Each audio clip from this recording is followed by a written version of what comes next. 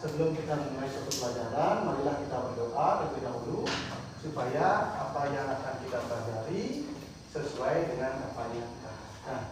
Nah, siapa ketua kelasnya? Coba pimpin dulu. Ya.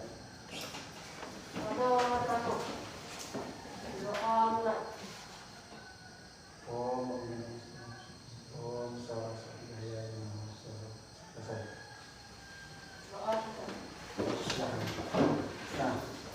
Nah, sebelum Bapak mulai pelajaran, Bapak akan mengabsen anak-anak terlebih dahulu. Ada yang tidak hadir? Ada. Ya. Nah, Bapak akan absen terlebih dahulu. Ya.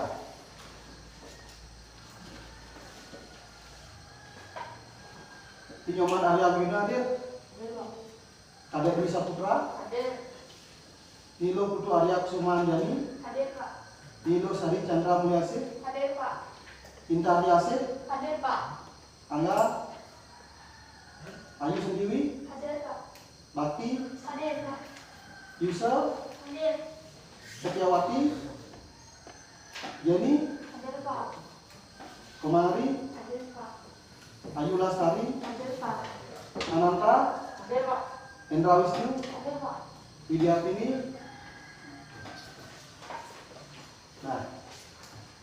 Nah sekarang apa namanya itu dalam pembelajaran ini berarti anak-anak masih tetap semangat. Buktinya semuanya masih hadir meskipun dalam situasi pandemi saat ini. Ya. Nah untuk pertemuan kali ini Bapak akan membahas tentang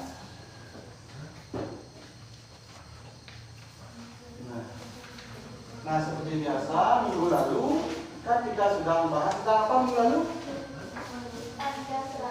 Apa? Coba siapa yang mau jawab minggu lalu kita bahas tentang apa? Ya, bagus Pancasila. Minggu lalu kita membahas tentang pengertian dan bagian-bagiannya. Untuk sekarang pertemuan kali ini kita akan membahas tentang contoh-contoh bagian dari masing-masing Pancasila. Nah, tujuan pembelajaran kita hari ini adalah anak-anak diharapkan mampu menyebutkan contoh-contoh dari masing-masing bagian Pancasila. Nah, itulah yang akan kita pelajari di pertemuan kali ini. Nah, sebelum Bapak ke materi, minggu ada yang sudah belajar di malam? Ya. Sudah belajar? Ya. Masih ingat pengertian Pancasila? Masih. Apa itu Pancasila? Siapa ya? Pancasila ada artinya 5 keyakinan atau kepercayaan yang harus dimiliki oleh setiap umat Hindu. Ya, bagus. Ada yang bisa mulai? Ya.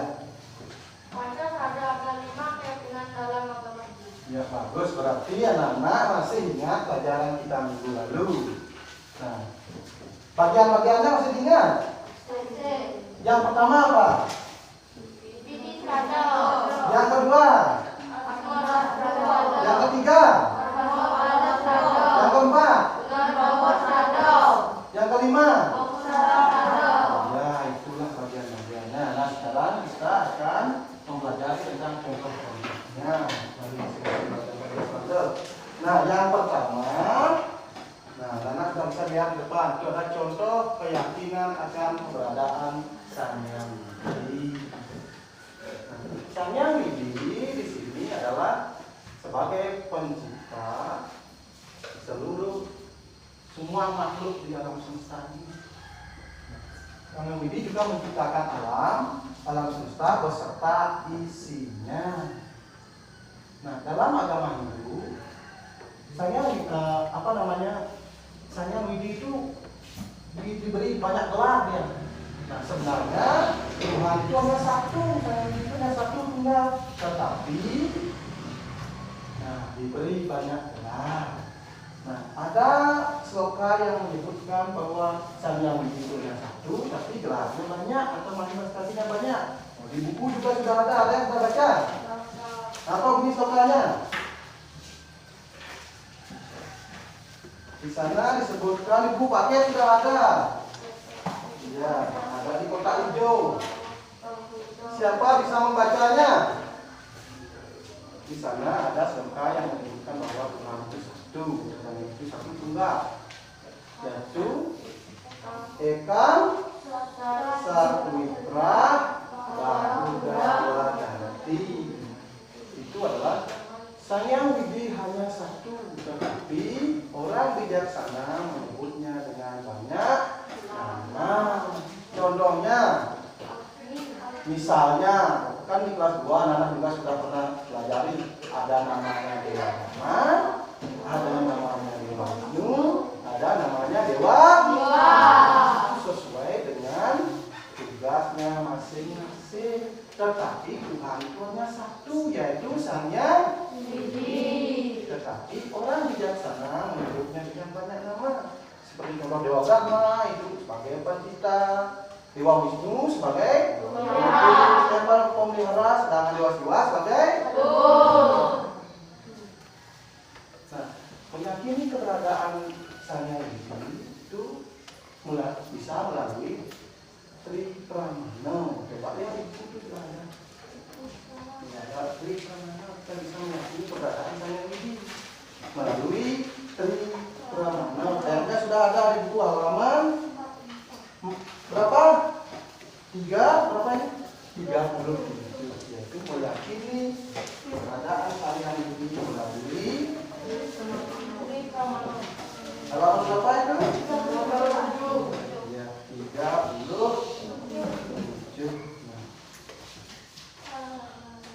Tahu kan Tri Pramana apa saja? Tri Pramana. Yang pertama ada Pratyaksa Pramana, yang kedua ada Anumana Pramana, yang ketiga ada Agama Pramana. Dengan tiga cara itu kita bisa meyakini keberadaan Sang Hyang Widi. Nah, yang pertama Pratyaksa Pramana, yaitu seorang akan dapat mengetahui Tuhan itu, meyakini Tuhan itu dengan cara melihat langsung. Inilah yang paling sulit ini. Ini perlu kebatinan yang cukup tinggi. Seperti contohnya para resi pada zaman dahulu, karena kebatinannya sangat tinggi, dia bisa melihat langsung Sang Hyang Widi. Bisa dia mendengar suaranya, yaitu lewat sabda-sabda suci yang diberikan ke Sang Hyang Widi, kemudian dibukukan dalam kitab suci Veda. Nah, tapi zaman sekarang itu agak sulit. Tapi masih bisa. Itu tergantung dari kita sendiri. Nah, yang kedua ada Anumana Pramana, yaitu meyakini Sang Hyang Widi melalui gejala-gejala yang timbul. Itu gejala-gejalanya. Nah, adanya Sang Hyang Widi. Nah, misalnya Bapak kasih contoh. Kalau mendung, nah, pernah lihat mendung? Kalau mendung, ciri-cirinya akan bagaimana? Itu kan gejalanya. Kalau mendung, bisa akan turun hujan. Kalau pohon-pohonannya bergoyang, itu tandanya ada angin. Ya, bagus, ada angin. Itulah gejala-gejalanya. Bahwa kita kan meyakini, oh berarti ada angin. Angin itulah manifestasi Sang Hyang Widi sebagai dewa. Berarti ada. Nah, yang terakhir yaitu Agama Pramana, yaitu meyakini Tuhan dengan cara apa? Apa? Mendengarkan. Iya, bagus. Siapa bisa yang mengulang? Siapa? Dengan cara mendengarkan cerita-cerita ya oleh orang-orang suci atau orang-orang yang dipercayainya. Dan dengan cara itulah kita bisa meyakini keberadaan Sang Hyang Widi. Nah,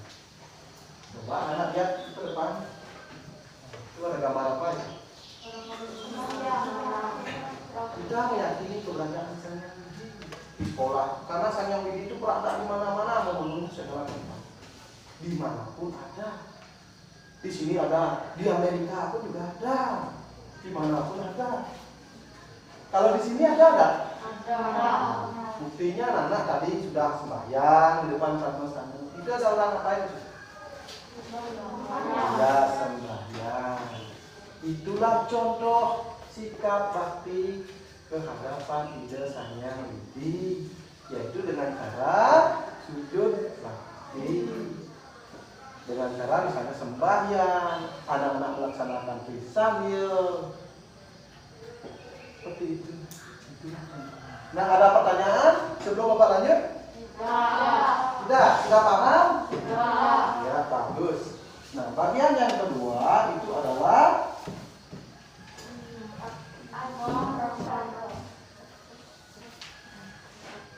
ya, contoh keyakinan akan asma atau asma aktual adalah yang ada. Itu yang kedua. Nah, asma itu apa? Nah, sebelum kita lanjut, apa itu asma? Ya, asma adalah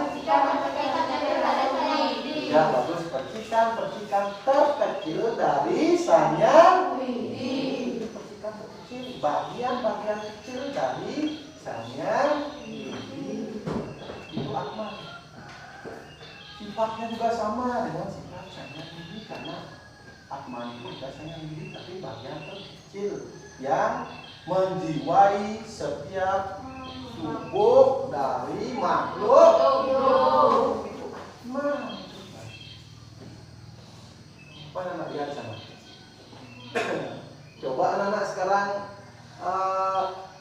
lihat gambar yang Bapak tayangkan. Apa yang anak-anak bisa lihat di sana? Ada gajah lagi, manusia lagi, hewan, tumbuhan. Ada manusia, ada gajah, ada tumbuhan.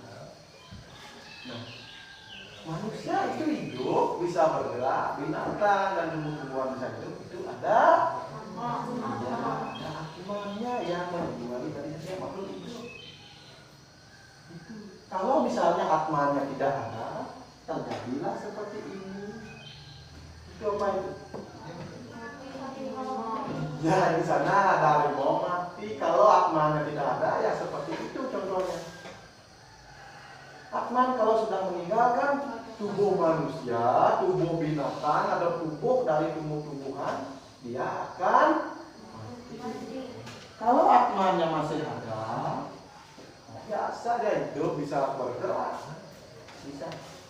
Tetapi setiap makhluk hidup itu bisa hidup karena dijiwai oleh atman. Dan dari masing-masing tubuh tersebut ada binatang, ada manusia, ada tumbuh-tumbuhan, itu berbeda namanya. Nama jiwanya berbeda. Setiap tubuh itu berbeda namanya. Kalau atman dalam tubuh binatang, dalam tubuh manusia disebut dengan jiwa atman. Sedangkan atman dalam tubuh binatang disebut dengan sedangkan asma dalam tubuh tumbuh-tumbuhan disebut dengan ya, bagus, berarti anak-anak masih ingat pembelajaran waktu kelas berapa itu? Kelas 4. Bapak sudah pernah singgung. Masing-masing tubuh beda nama namanya. Dalam tubuh manusia namanya jiwatman, dalam tubuh binatang namanya jangama, sedangkan dalam tubuh tumbuh-tumbuhan itu juga disebut dengan dari itulah makhluk hidup bisa hidup dari atman. Kalau tidak ada atman, kalau atman sudah meninggalkan badan kasar badan kita, maka badan itu akan mati seperti yang Bapak perlihatkan tadi. Atman sudah meninggalkan badan kasar, itu namanya mati.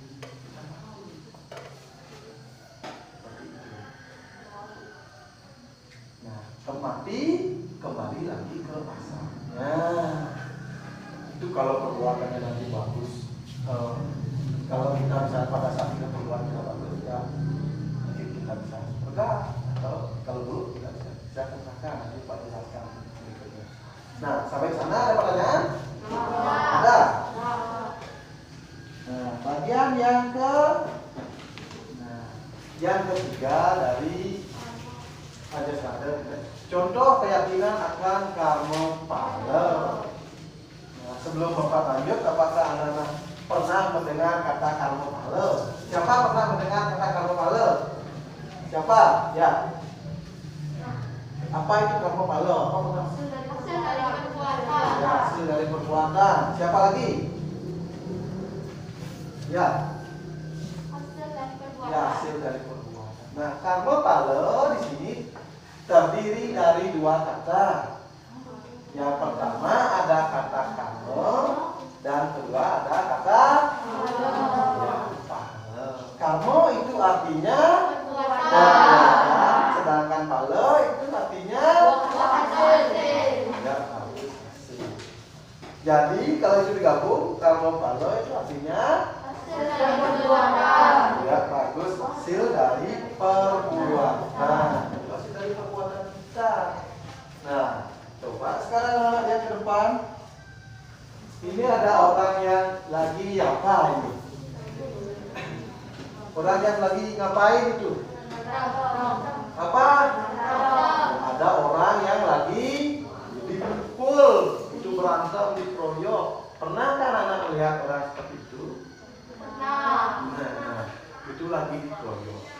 Perbuatannya itu bagaimana? Kalau sekarang melihat orang, perbuatan yang bagaimana namanya? Buruk. Katanya karma pala itu hasil dari perbuatan yang buruk. Hasilnya bagaimana?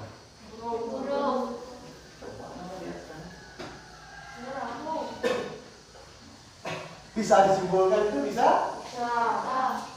Kalau kita memukul orang, mengeroyok orang, secara otomatis kita akan pasti itu masuk penjara dan laporkan karena perbuatannya buruk. Seperti itu. Itulah hasilnya. Perbuatan buruk, hasilnya juga buruk. Begitu juga sebaliknya. Itu siapa itu?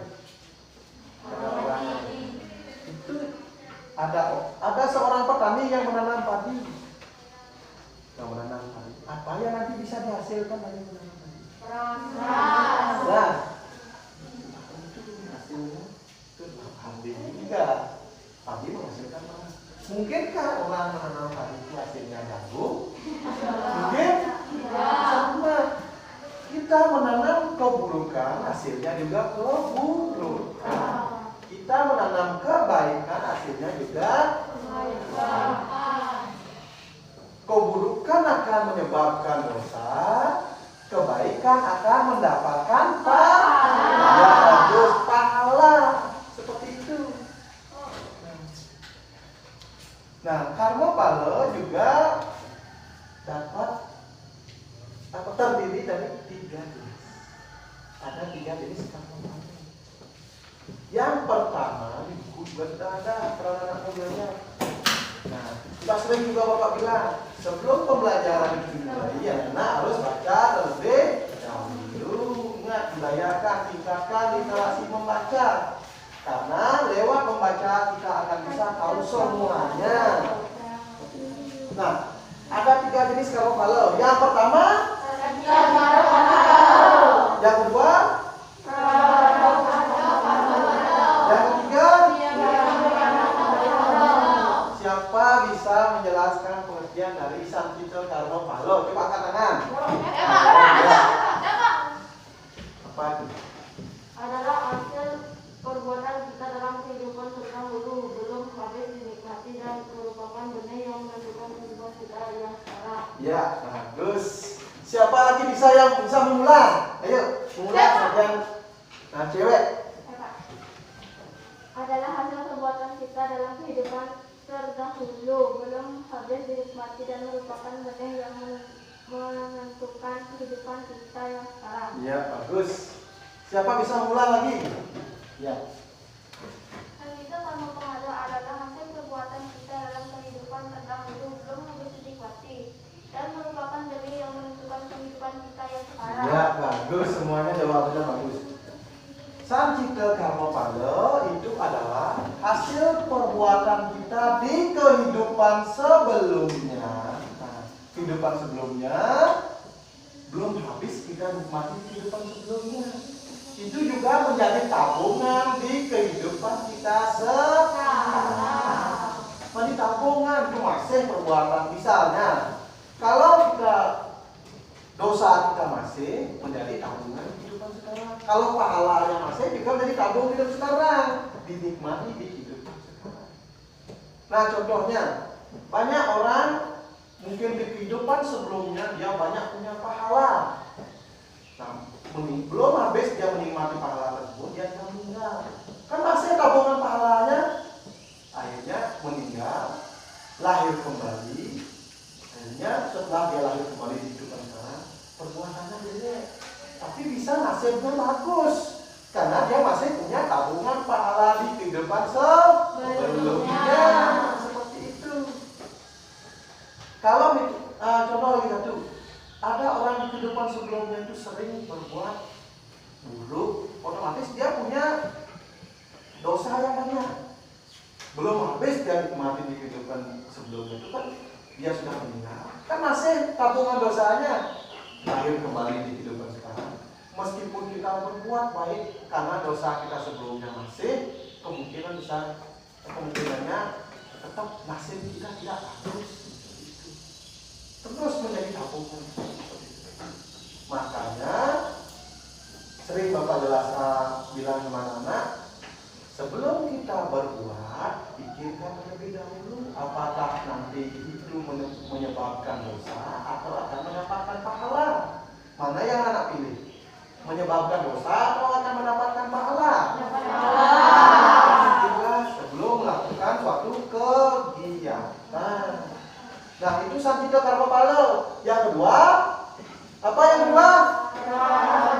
Ya, prarabdha karma pala. Apa itu artinya? Ya, di belakang. Ya. Akibat dari perbuatan kita sekarang langsung dinikmati tanpa adanya sisanya. Ya, bagus. Siapa bisa ulang?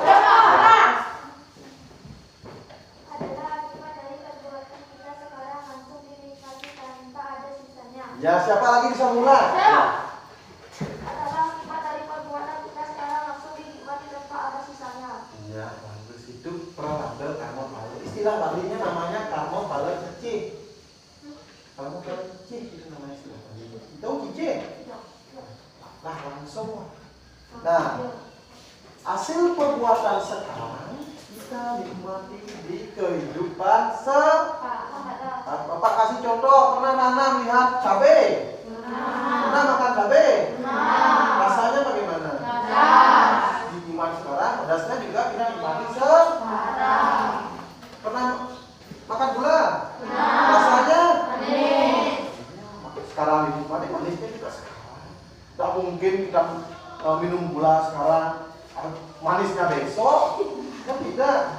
Itulah namanya prarabdha karma pala. Hasil perbuatan sekarang kita nikmati sekarang.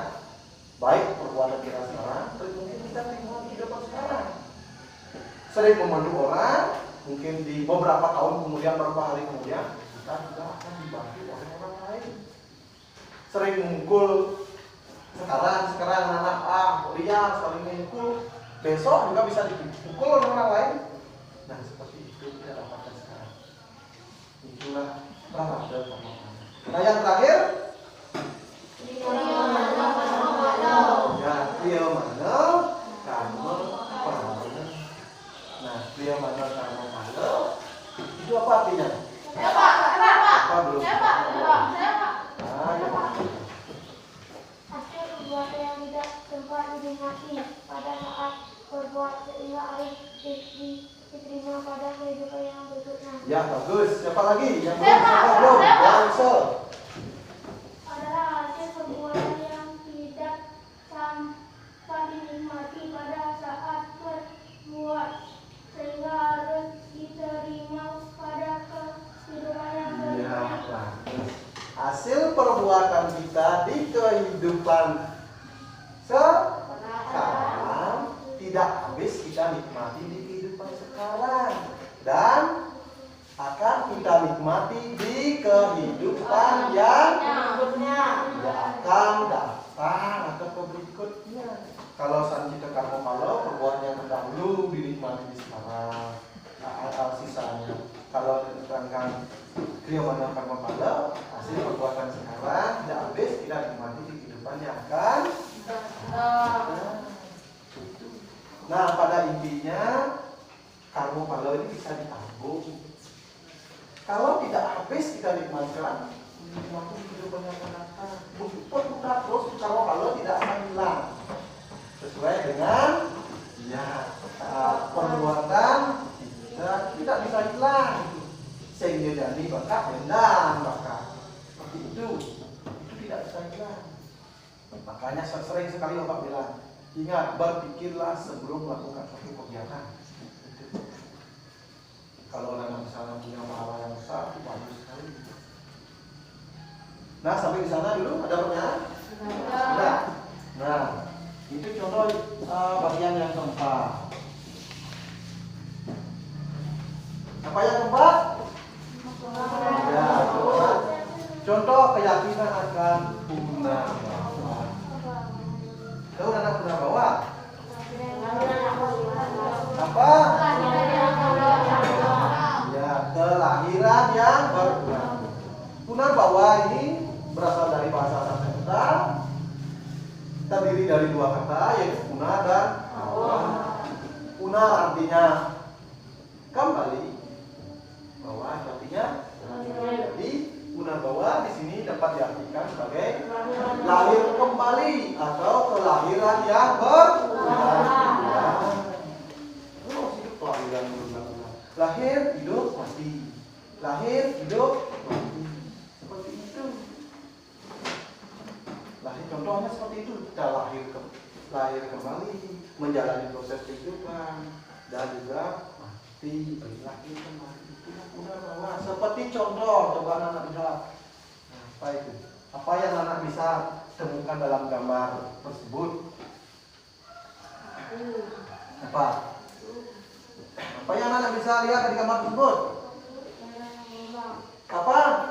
Nah, apa yang bisa anak lihat dari gambar tersebut? Gambar apa saja ada di sana? Manusia lagi. Ada juga hewan lagi. Ada apa itu pertamanya? Bayi lagi. Kakek-kakek lagi. Orang dewasa lagi. Remaja. Ya, itulah namanya proses kehidupan. Lahir, tumbuh jadi anak-anak, remaja, langsung jadi tua dan juga mati. Itulah proses kehidupan. Itu akan dialami oleh semua makhluk ciptaan Sang Hyang Widi, bukan hanya manusia saja, binatang dan tumbuhan juga seperti itu. Ada proses kehidupannya. Lahir, hidup, mati. Lahir, hidup, mati. Itulah namanya punarbawa. Kelahiran yang punarbawa. Itu contohnya. Lahir, hidup, mati. Kita lahir ke dunia itu sebenarnya itu adalah kesempatan untuk memperbaiki diri atau memperbaiki kualitas hidup. Lu lahir ke dunia, kita dikasih kesempatan itu tergantung sekarang kita sudah dikasih kesempatan lahir ke dunia, apakah kita apa yang akan kita buat, apakah kita akan berbuat yang mendapatkan dosa atau berbuat yang akan menghasilkan pahala. Seperti itu. Itulah menjadi tabungan saja ada hidup ke dunia. Tapi hidup ke dunia ini merupakan siksaan. Bisa nggak kita berbuat yang baik atau kita malah berbuat yang buruk? Kalau kita berbuat yang baik mendapatkan pahala yang besar, sedangkan kalau kita berbuat yang buruk akan mendapatkan nambah.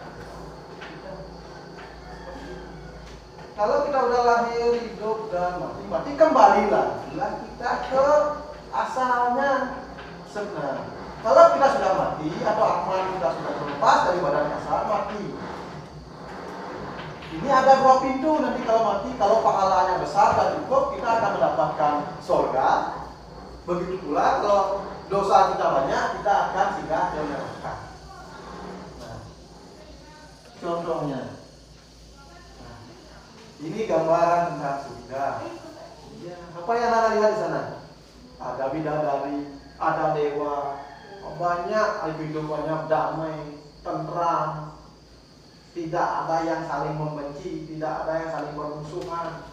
Kita bisa hidup berdampingan, ada binatang buas pun mungkin ada di sana. Kita juga hidup berdampingan.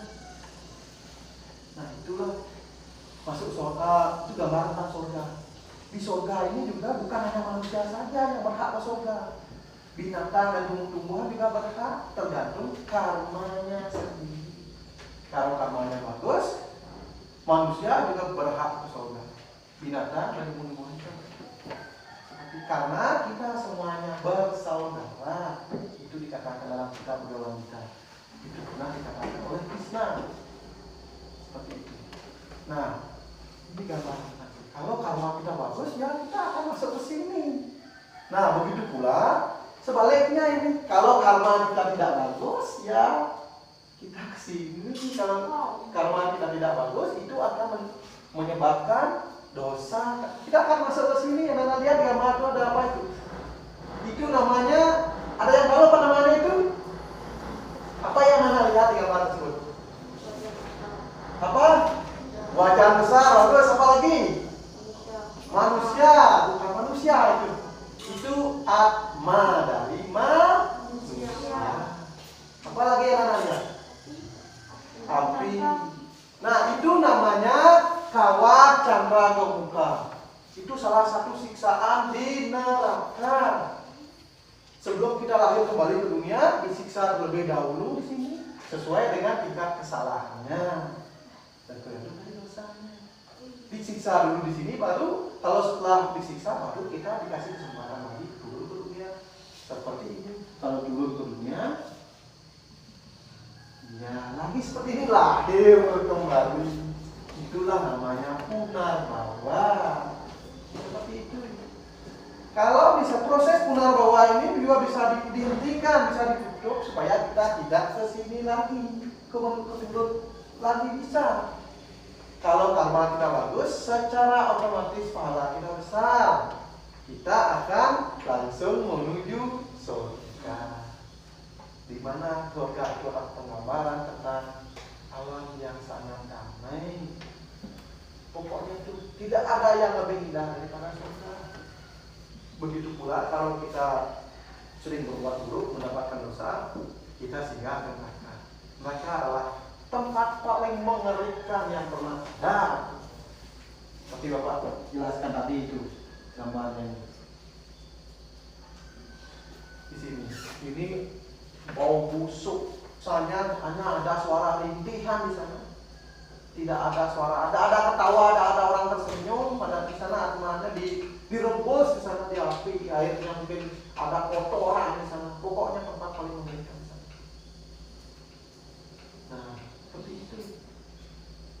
Itulah proses hidupnya. Makanya karma kita bagus akan mendapatkan pahala, intinya karma kita buruk akan mendapatkan neraka. Makanya mulai dari sekarang, karena anak-anak sudah tahu seperti itu, nah mulailah memperbaiki diri. Karena kita sudah dikasih kesempatan hidup dunia, itu adalah ujian atau kesempatan. Bisa nggak kita menghadapi ujian tersebut? Nah, belajar itu tidak bisa diubah instan langsung. Itu belajar. Apa yang tidak bisa dipelajari, semuanya bisa belajar. Seperti itu. Katanya biar tidak kesini, ya mulailah dari sekarang memperbaiki kualitas hidup, akan mendapatkan pahala yang bagaimana? Banyak. Seperti itu. Nah itu contoh dari dunia. Selanjutnya contoh keyakinan tentang moksa. Pernah mendengar kata moksa? Pernah? Pernah membaca tentang moksa? Apa itu moksa? Ya bagus, moksa itu udah tujuan akhir dari agama Hindu, bagus. Apalagi? Bukan. Pengertian dari moksa apa? Moksa itu berasal dari kata mok, yang artinya bebas. Kebebasan.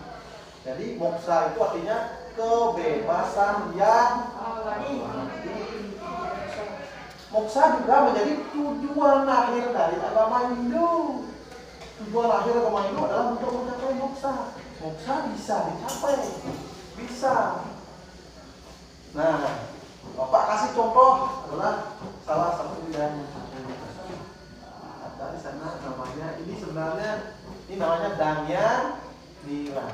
Dia moksa di Pulau Uluwatu. Bisa dicapai moksa itu. Itu juga tergantung dari yang sudah Bapak jelaskan tadi. Kalau kita moksa, kita akan hidup di surga.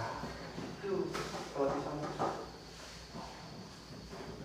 Banyak dulu para Resi itu mencapai moksa karena beliau bisa berjalan, berbuat berdasarkan ajaran agama. Pernahkah anak mendengar ajaran agama itu buruk? Tidak. Semua agama mengajarkan umatnya untuk berbuat yang Baik. Semua agama, tidak ada agama yang mengajarkan umatnya untuk berbuat yang tidak baik. Nah, makanya belajarlah tetap kita berbuat berdasarkan ajaran agama. Ada juga salah satu contoh. Pernah menonton kisah Mahabharata? Pernah tahu kan Dharma Wangsa Yudhistira? Tahu. Dia satu tidak pernah berbohong. Setiap dia berbuat melakukan kegiatan apapun dia berpikir dia berjalan berdasarkan ajaran agama. Makanya dari Panca Pandawa hanya satu orang saja bisa mencapai moksa, bisa mencapai surga, yaitu Sang Yudhistira. Dan juga dia juga bisa melepaskan dari ikatan dunia. Nah, moksa di sini ada 3 jenis moksa. Ada yang sudah tahu? Di sini sudah ada 3 jenis moksa. Yang pertama ada apa? Adi Bakti Mantap. Moksa ada 3 jenis. Ada moksa, ada adi moksa, dan yang ketiga ada parama moksa. Moksa yaitu moksa bersatunya antara Atman dengan Brahma atau Sang Yadi dengan meninggalkan badan asal. Yang kedua adi moksa yaitu bersatunya antara Brahma dengan Atman dengan meninggalkan abu gelasa. Yang ketiga ada parama moksa bersatunya antara Brahman dengan Atman dengan Brahma dengan tidak meninggalkan apapun yang berkaitan. Nah, untuk mencapai moksa ini juga ada jalan untuk mencapai moksa. Ada 4 jalan dalam ajaran agama Hindu, ada 4 jalan untuk mencapai moksa, yaitu dengan jalan apa namanya? Ada 4 jalan untuk mencapai moksa, yaitu catur ada 4 jalan untuk mencapai moksa. Itu bisa dicapai dengan 4 jalan. Yang pertama itu ada bakti. Ini bisa dicapai dengan cara sujud bakti tanpa pakai dengan ikhlas. Sujud bakti dengan cara sembahyang. Pokoknya dengan sujud bakti bisa dicapai moksa. Dengan sujud bakti. Nah, orang yang menjalankan bakti marga yoga itu disebut dengan bhakta. Tapi harus dijalankan dengan tulus ikhlas dan tak melewati berbanyak cobaan. Seperti contoh, tahu Ravana? Rahwana pun ada juga apa namanya, dia kuat itu kebatinannya, kuat sekali. Buktinya dia dikasih anugerah oleh Dewa Sura. Itu Rahwana itu salah satu bakta terbaik dari Dewa Siwa. Sepertinya ada yang Dewa Siwa. Tetapi dia mungkin anugerahnya itu disalahgunakan. Nah, tetapi Bapak pernah baca itu si Rahwana itu adalah bakta terbaik dari Dewa Siwa. Nah, yang kedua, karma marga. Karma marga itu jalan untuk mendekatkan diri terhadap keadaan diri dengan cara ya bekerja tanpa pamrih, bekerja tanpa pamrih, tanpa mengalami imbalan, bekerja sesuai dengan apa? Nah, penganut karma marga yoga ini disebut dengan karmi. Dan yang tadi yang pertama bakti marga namanya bakta, dan penganut karma marga disebut dengan karmi. Yang ketiga, ya ada jenana marga. Jenana marga adalah cara jalan untuk mendekatkan diri keadaan diri dengan cara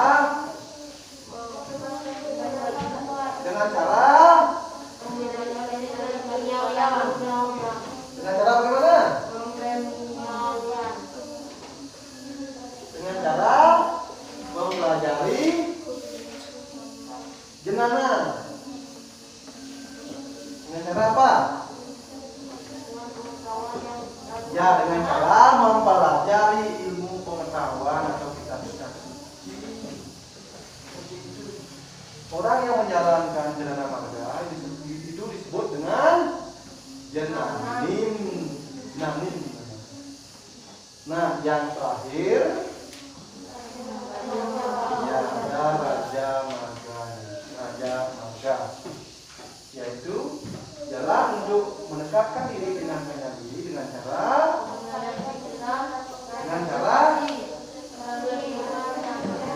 ya ini tingkatan paling tinggi dengan cara yoga atau semedi. Nah, penganut raja marga disebut dengan apa? Apa namanya? Yogin.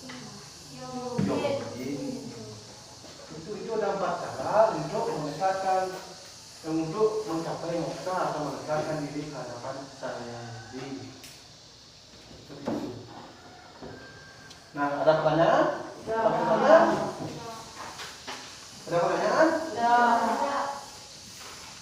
Nah, kalau tidak, ya sekarang kita buat ruangan dulu. Sudah. Di sana ada ya 5 soal. Sudah, tolong kerjakan 5 soal.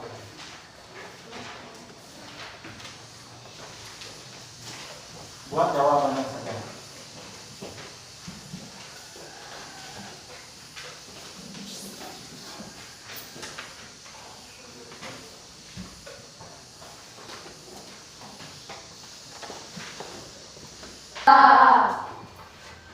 Nah, kalau sudah, siapa bisa nomor 1? Saya. Ya, coba di belakang.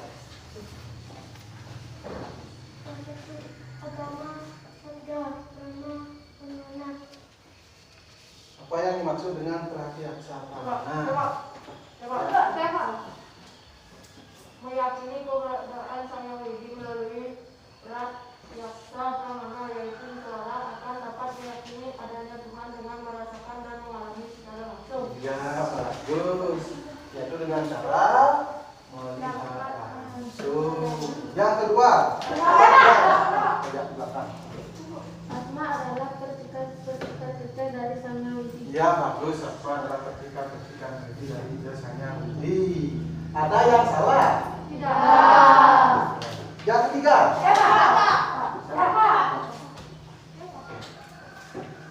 Punarbawa yaitu kelahiran yang berulang-ulang kali kehidupan satu Ya, bagus. Guna bahwa adalah panggilan yang berulang-ulang dari kehidupan yang satu ke kehidupan yang lain. Nomor 5. Siapa nomor sekarang? Nomor berapa? 4. Bagus, ini sudah ada. Ya. Adalah akibat dari perbuatan kita sekarang langsung dinikmati tanpa ada sisanya. Ya, bagus. Ada yang salah? Ya. Nomor 5. Ya, Usul.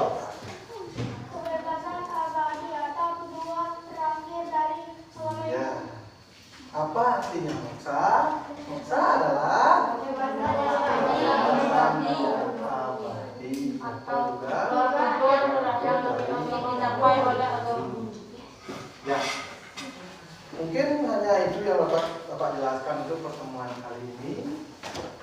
Nah, pesan Bapak, meskipun kita belajar di situasi pandemi saat ini, nah, ingat kita harus tetap bersemangat karena pendidikan itu sangat penting. Kalau anak-anak tidak belajar, otomatis anak-anak jadi bodoh. Kalau mau belajar, jadi tidak. Ya. Nah, sebelum Bapak akhiri, ada yang perlu ditanyakan? Ada? Nah, kalau tidak, untuk pertemuan kali ini Bapak akan akhiri dengan Prama Santi. Itu Bapak. Om Santi Santi Santi Om.